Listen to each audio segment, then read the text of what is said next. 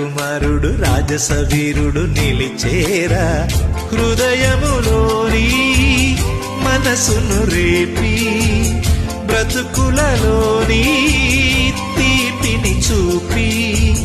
కోవెలమ్మ మెట్టు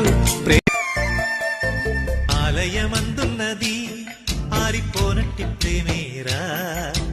ఆకాశము నేల ఒకటయి వచ్చేసి ఆశిసు అందేనురా ప్రేమొక్క పిచ్చిదిరా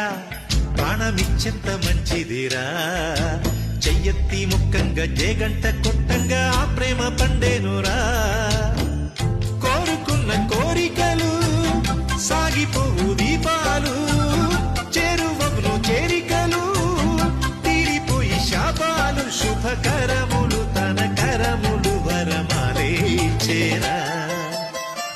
కథలో రాజకుమారి ప్రేమ